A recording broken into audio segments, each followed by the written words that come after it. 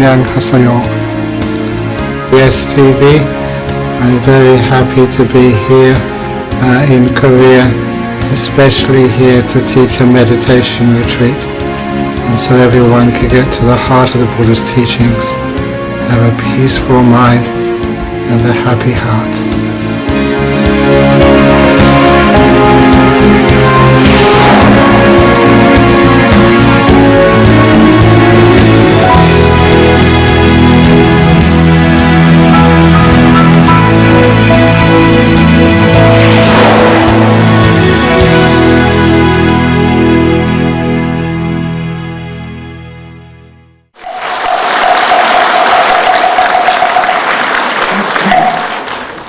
I'm very happy to be back here at Dongguk University. A couple of days ago I had the privilege of an audience with the president of the Jogje order. He asked me to please give talks on how to bring peace in our world. And in all the travels I do to many countries, I feel that Buddhism has a great deal to offer for world peace. Buddhism is able to make bridges between peoples. For example, I am from Australia. Venerable Gak's son is from Korea, but we've got the same father. Our father is the Lord Buddha. So you are my brothers and my sisters, and I mean that. And if we see deeply into the teachings of the Buddha, it's so easily to find peace and harmony with anybody. Many years ago, there was a terrible event of a US Marine in Guantanamo Bay taking a copy of the Islamic book and flushing it down the toilet. You may remember that act of sacrilege created many riots in many parts of the world.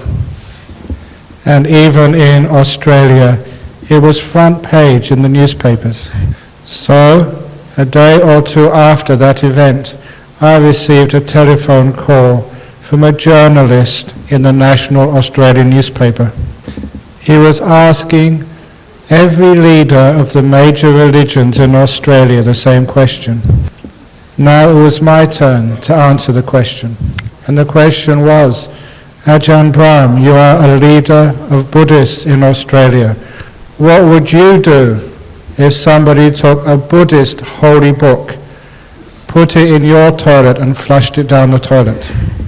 So straight away I replied, sir, if someone took a Buddhist holy book and flushed it down my toilet, the first thing I would do would be to call the plumber.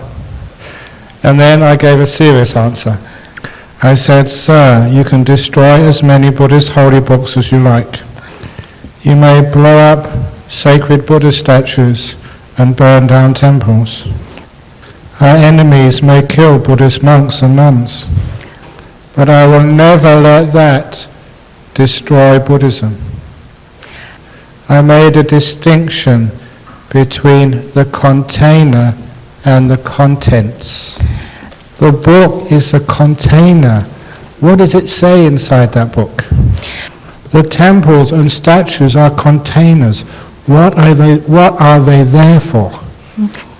They are teaching us to be peaceful, to be kind, to forgive.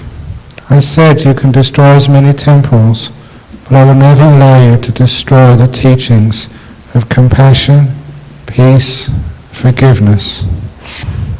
For example, recently, on the holiest day of the Buddhist year in Australia, Waisak, the full moon of May, a burglar stole some things from our temple. Did we get angry? No. We said, you can steal our money, but we won't let you steal our peace. You can destroy our things, our containers, but the content is something we must preserve as Buddhists. Too often when people only worry about the containers, the books, the temples, the monks, they forget about what that means, the contents. Then we sacrifice the contents just to preserve the containers. And it is my job teaching throughout the world to remind people what's the contents of the Dharma, what's it really teaching us? Sometimes there are too many ceremonies, too many rituals. A professor of physics at our local university in Australia, he was interested in Buddhism as a young man. And he went to Thailand to try and learn some Buddhism. All he saw were monks praying and chanting, but he couldn't ask them anything about what is Buddhism. So he went back home and became Christian instead. Sometimes in our temples, we cannot see the Buddha statue because of the cloud of incense smoke. The ritual is so thick, we can't see where it all comes from. For example, when Australian or Western people see you bow to the Buddha statue, they say, "Why are you bowing?"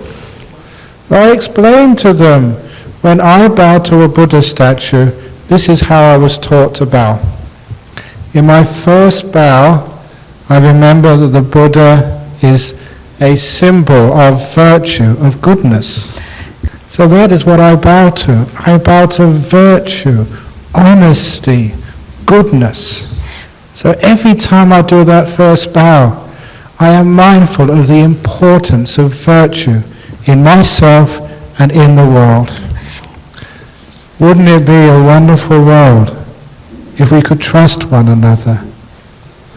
If people were truly virtuous. And those people who think, no, if you are honest and trustworthy, you will always lose out in life.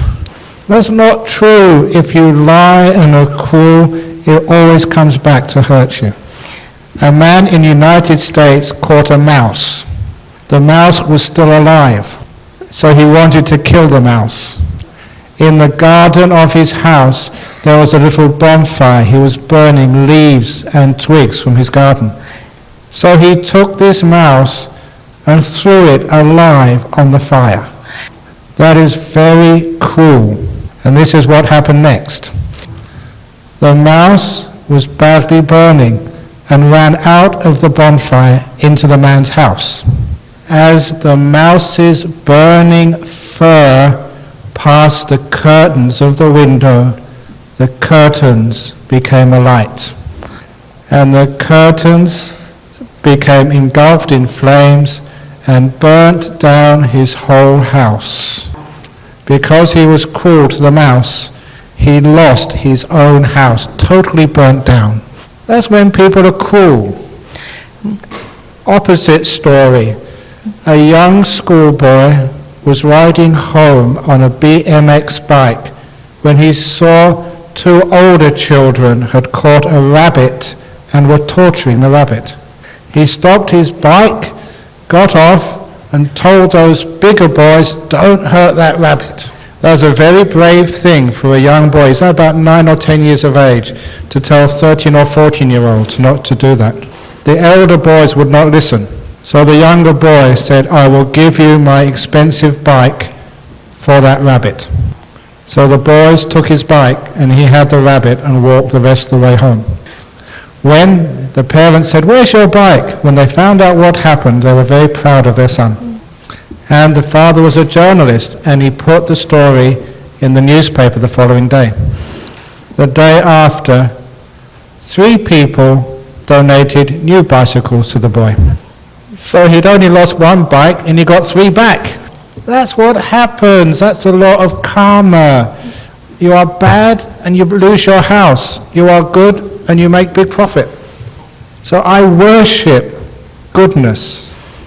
The second time I bowed down, I remember just how peaceful and calm was the Buddha. I bow down to peace. Peace in my own heart, peace amongst my friends, and even peace amongst my enemies. Peace is really important to me. That's why I worship it. I remember conducting a funeral ceremony for an old man who had passed away. Some of his children hadn't spoken to each other for many years. So at the funeral ceremony, they had to come for the funeral of their father. And at their service, when I gave a speech, I said how important it would be for your father to see you forgive one another and be brothers and sisters who live in peace together. It does not matter who is right and who is wrong. Your brothers and sisters, please let go of the past out of respect for your Father and love one another again. And they looked at one another and they hugged each other, forgave each other out of respect for their Father. You could bring peace back to a family. There is no argument, there is no dispute so great that peace isn't bigger. I was always taught in Buddhism that harmony, compassion is just more important than anything else. So my second bow is to peace and harmony. I remember how important it is. Even so important that when I do marriage blessings, I tell them the famous story of the chicken and the duck. I told this last year when I visited Seoul. Once there was a man and woman who'd only been married for a few weeks. After lunch, they were walking through the forest holding hands. When they heard this sound, quack, quack, quack, quack, and she said to her husband, "Darling, can you hear that? That is a chicken." Husband said, "It can't be a chicken, that's a duck." She said, "No, no, no, that is a chicken." And it went quack, quack again. So the husband said, "That is a duck." And no, it's a chicken. And she began to cry. And then when he saw the tears in his wife's eyes, he held her hand softly and said, "Actually, darling, I think you may be right. That is a chicken." And the wife squeezed his hand gently and said, "Thank you, darling." And they continued their walk without an argument. Now the meaning of that story, does it really matter whether it is a chicken or a duck? Is that important? Is it really important whether Vajrayana, Mahayana or Theravada is the right type of Buddhism? No, that's not important. What's more important is we live in harmony and peace together. And number two, how many times have you thought you were right and it turns out you were wrong? Just because it goes quack quack does not necessarily mean it's a duck. That could have been a chicken from Fukushima nuclear disaster zone in Japan.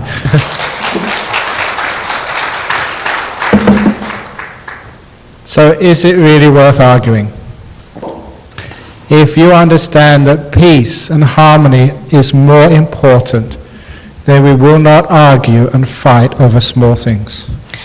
And the third bow I do to a Buddha, I remember the Buddha's great compassion, because that is one of the most powerful forces in the world, even in business.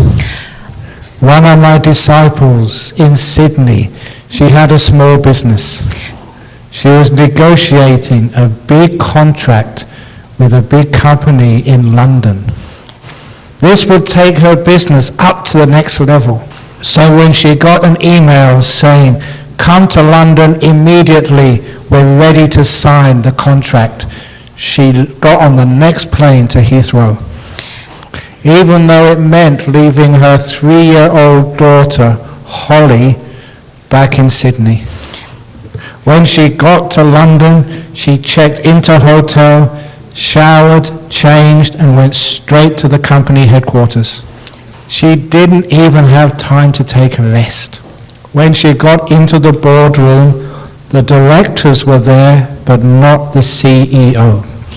The directors told her, "You have wasted your time. The CEO is in a very angry mood. There is no way he is going to sign your contract. You may as well go back to Sydney." She replied, "I've come all this way at least I'm going to see the CEO. So she sat in a chair in the boardroom and started doing her meditation on loving kindness. Her mind became so peaceful and full of loving kindness. So when the CEO burst into the room, really angry, and saw that girl sitting in a chair with her eyes closed, he said, "Who's that? What's she doing in my boardroom?" He was so angry.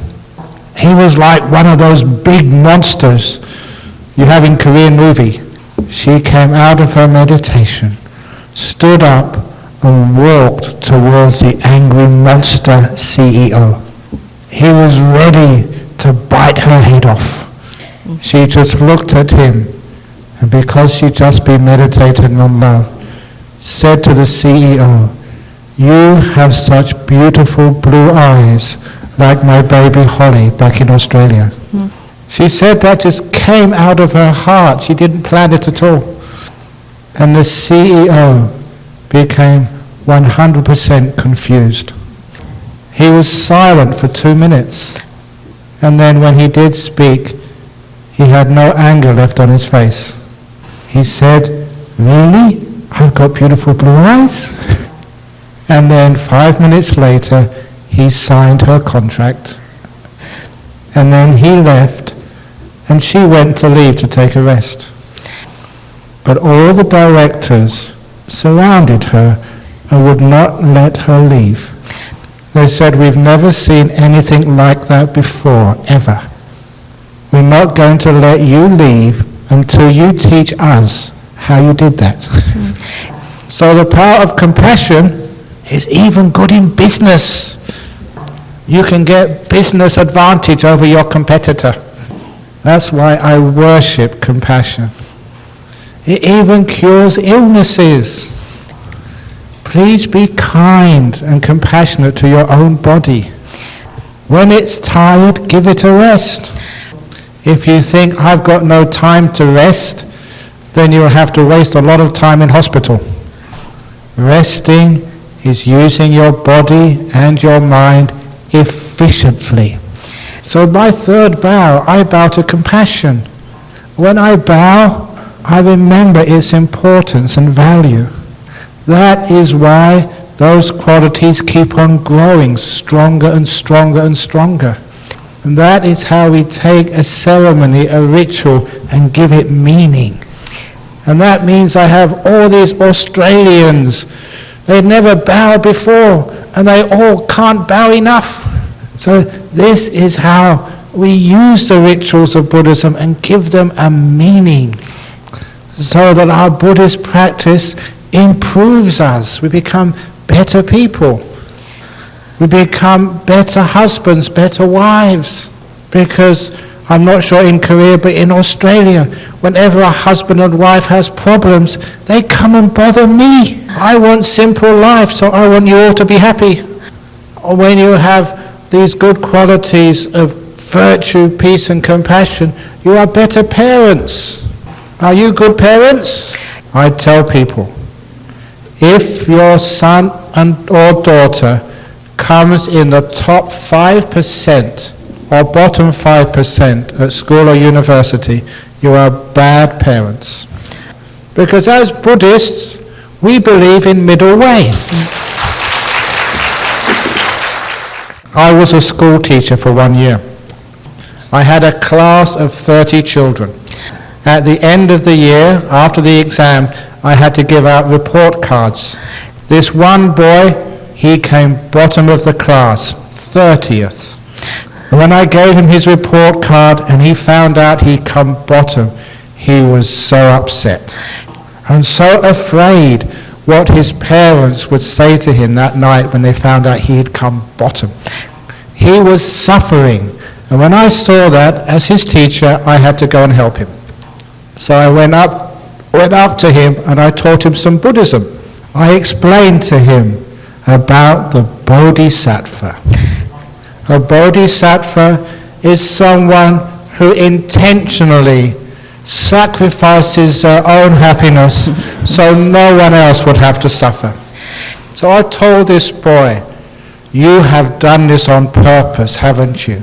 You've deliberately come bottom of the class to sacrifice yourself so none of your friends will have to suffer what you're going to get from your parents tonight. And I told him that I am going to see the principal and nominate you for the Bodhisattva of the School Award this year. So if your child comes bottom of the class, they're Bodhisattva. They're doing on purpose to sacrifice their own happiness so no one else has to suffer. But I did tell him that in school you're only allowed to get Bodhisattva prize once. Next year let someone else come bottom. So that's how to be kind to your children. Einstein did not finish university. Steve Jobs did not finish university. Michael Dell did not finish university. They became famous and rich. So if your child doesn't finish university, they may become billionaire. So please be compassionate to your children. Encourage them. And then they do well. And be kind to the people you live with, especially your parents and grandparents. I know when people get very old, their eyes, they can't see that well. Their ears can't hear well. Their legs are very weak, they have to use cane. Even their hands become very weak. When you get old, many of your parts of your body get weaker and weaker, but there is one part which gets stronger and stronger with age. That's old people's mouths. They may not be able to walk or hold anything, but they can talk. So sometimes maybe your parents, they may say bad things to you. But if they say a bad thing to you, what do? You've got two ears, one to go in, one to go out. So anything bad, hear it and let it go. People are very strange. When you say something bad to a person, they always remember it. Somebody calls you stupid. What do? You keep thinking, why did they call me stupid? They should not have called me stupid. It is wrong to call me stupid. Every time you remember it, they are calling you stupid again. Every time you remember a time when someone hurt you, you are letting them hurt you again. So if someone says something bad, or if they hurt you, only let them hurt you once. In one ear, out the other, bye-bye. But if someone says something very nice and compassionate to you, Venerable Gaksan, you're a wonderful monk. Put one hand over the ear so it goes in and doesn't come out. And keep remembering it, remembering all the wonderful things people have said to you. When I go and visit people's houses, I see they have photographs on the walls. They may have a photograph with your whole family. Often see photographs when people graduate from university. Photographs of your marriage or when you're on holiday somewhere. I've never seen any photographs of when people are sick. I've never seen any photographs on people's houses or when they're stuck in the traffic going to work in Seoul. I see photographs of your marriage. I never see a photograph of you two arguing together. We only keep happy photographs in our house. So when we see them, it makes us feel happy. But in here, we keep many unhappy photographs. That is why people suffer so much. So just like on your smartphone, anything you don't like, delete, delete, delete, delete. So please delete all the unhappy, bad memories. Keep the beautiful ones. Because you do not learn from the mistakes of life, you learn from the successes of life. That is basic Buddhism. That is why Buddhism and psychology in the West are so close together. Universities have Buddhist psychology courses. While just most of the psychologists in Perth, they all come to my talk every Friday instead of going to university. So many psychologists, these are professional psychologists, keep telling me they got their permission to practice as a professional psychologist by going to university, but all the stuff they use every day they get from the Buddhist monks. For example, when I was teaching in Kuala Lumpur, this very, very wealthy man came to see me. He had some psychology problems. So he flew to the United States, to the Mayo Clinic, where all the film stars and very, very wealthy people go. When he came back to Malaysia and saw me, he said, I wasted all this money.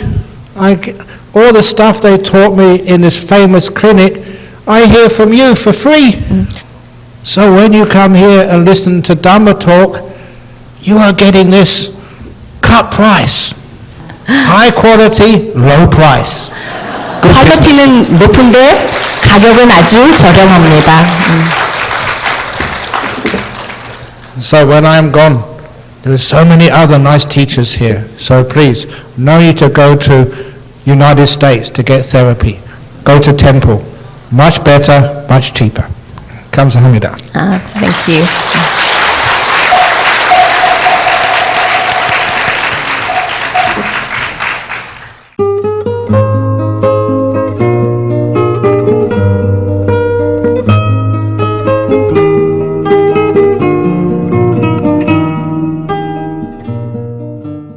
Okay, it's important that we use those energies in a good way.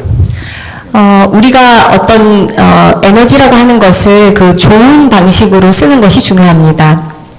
Like going to help clean the temple. 그러니까 절에 갈 때 Do some good works like helping in old people's homes or hospital. 그러니까 뭐 가서 절에 가서 좋은 일을 한다거나 또는 그 뭐 노인들이 많이 계신 그런 병원 같은 데 가서 또 노인들을 돕는다거나. So we should use that energy in a positive way. 그래서 그런 어떤 습관적인 에너지가 있어도 그것을 긍정적으로 쓰실 수 있습니다. Once the 5 fingers of the hand were arguing who is the most important finger. 옛날에 이 5개의 손가락이 서로 싸웠습니다. 어떤 손가락이 가장 중요한 손가락인가 하면서 This finger said, I am the strongest. And when you say okay, I am the okay finger. 그 엄지손가락은 얘기하기를 내가 가장 힘이 센 손가락이야. 그리고 사람들이 오케이라고 할 때 이렇게 손을 들기 때문에 나는 그 오케이 손가락이야. 이렇게 얘기를 했죠. And this finger said, no, you may be strong, but I am wise. I point things out to people. I'm the finger of wisdom. 그러자 이 두 번째 집게 손가락은 그렇지 않아. 네가 힘은 제일 셀지 모르지만 사람들이 뭘 지적할 때는 이 손가락을 가지고 해. 그래서 나는 그 지혜의 손가락이야 라고 얘기했습니다. And also when you say number 1, you put me up. 그리고 1등 뭐 1번 할 때 이렇게 가리키잖아. 이렇게 얘기했습니다. And then the middle finger said, no, I am the tallest and I am the middle finger, the Buddha prays middle way. 그래서 또 그 중지 가운데 손가락은 내가 키가 제일 커. 그리고 부처님은 중도를 가리키셨기 때문에 이 그 중지 가운데 손가락이 제일 중요해라고 얘기했습니다. And I'm not sure in Korea, but in the West, if you put me up the other way, people get very upset. 뭐 한국에서는 뭐 모르겠지만 그 서양에서는 이렇게 가운데 손가락을 들면 사람들이 굉장히 화를 냅니다. Is that the same in Korea? I don't think I mean maybe people understand that. Yeah, don't do it. But then this one said, no, I am the most important because I am the finger of love. 그러자 이 네 번째 손가락은 아니야, 내가 가장 중요해. 왜냐하면 나는 사랑의 손가락이기 때문이야 라고 했습니다. When you get engaged, I get the engagement ring. When you get married, I get the marriage ring. I am the finger of love, and love is the most important thing in the world. Therefore, I am the most important finger. 그리고 사람들이 약혼을 할 때, 결혼을 할 때 그 약혼 반지, 결혼 반지는 네 번째 손가락에 껴. 그리고 그러니까 내가 제일 중요하고 그것이 다 사랑의 표시이기 때문에 그리고 사랑이 인생에서 가장 중요한 것이기 때문에 내가 가장 중요한 손가락이야라고 말합니다. And that left this last little finger. 그러자 이제 그 마지막 손가락이 있죠. And this little finger said, "You are all wrong. I am the most important finger." 그 새끼 손가락은 너희들 다 틀렸어. 내가 제일 중요한 손가락이야라고 얘기했습니다. Even though you use me to do dirty things. 비록 이렇게 귀를 후비고 막 이럴 때 이 새끼 손가락을 쓰지만 When you pray to the Buddha, I am always closest to the Buddha. 하지만 네가 부처님께 그 기도를 할 때 내 손가락이 부처님 제일 가까이에 있어라고 얘기했습니다. So it is the people who do the dirty things in the temple, like cleaning the toilets, cleaning the kitchen. Even though they do dirty things, they are always closest to the Buddha. 그렇기 때문에 이렇게 귀를 후비는 새끼손가락처럼 절이나 어떤 그런 데서 가장 힘들고 화장실 청소 같은 이렇게 굳은 일을 하는 그 사람들이 부처님과 가장 가까이 있는 것입니다. So you don't need to be president or big committee member. You're the person who does all the hard work, and you're always closest to the Buddha. 그러므로 당신은 대표일 필요도 없고 이사회 멤버일 필요도 없고 그저 온갖 굳은 일을 마다하지 않고 하는 사람일 뿐이지만 당신이 부처님 가장 가까이 계신 분입니다. Very good. 맞습니다.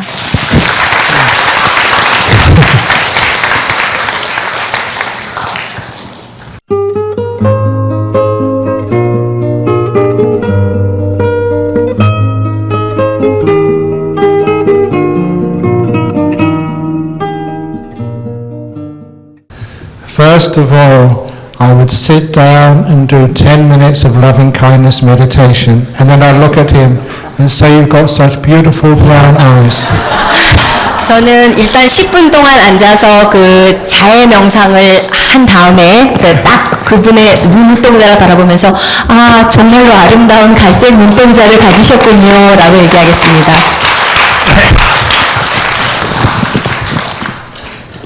And then from there we can discuss anything. 그때부터 온갖 토론을 할 수 있겠죠.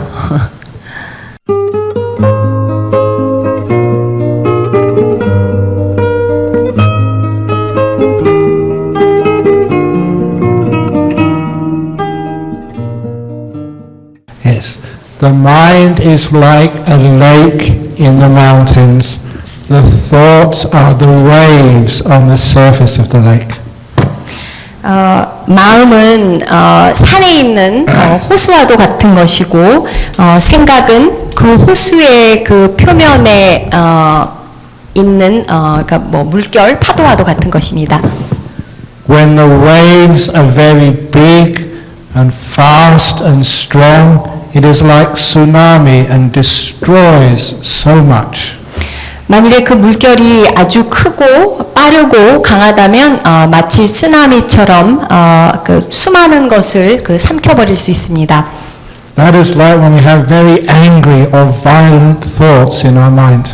그때는 우리의 마음속에 아주 그 화로 가득 차고 아주 그 폭력적인 생각들이 깃들어 있을 때입니다. But when we calm our thoughts, we just have little ripples on the surface of the lake. 하지만 우리가 그 생각을 고요하게 가라앉히면 그 마음의 호수에는 아주 잔잔한 물결만이 일렁일 뿐입니다.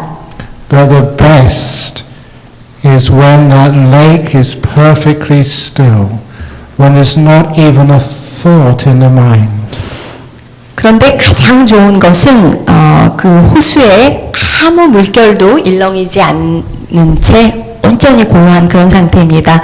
마음에 한 생각도 일어나지 않고 고요한 그런 상태입니다. That is the mind without any thought, just silent. 그것이 바로 그 한 생각도 일어나지 않는 바로 그 마음입니다. 그것이 그 고요한 침묵의 마음입니다. And just like a lake in the mountains, with no waves on it at all. It is like a mirror. 마치 그 한 생각도 일어나지 않는 그 마음은 산속에 아주 고요한 호수와도 같고 거울과도 같습니다. Only when the lake is still does it perfectly reflect the moon and the stars in the heaven above. 오직 그 호수가 잔잔하고 고요할 때만 그 하늘의 달과 별들을 온전히 비출 수 있습니다. Only when the mind is still without thoughts can it perfectly see the Dharma of the Lord Buddha. 그래서 그 우리 마음에 한 생각도 일어나지 않는 그런 고요함이 있을 때만이 우리가 그 완벽하게 그 부처님의 그 법을 볼 수 있습니다. That is the difference between the mind and the thoughts. 그것이 바로 마음과 생각의 차이입니다. Okay?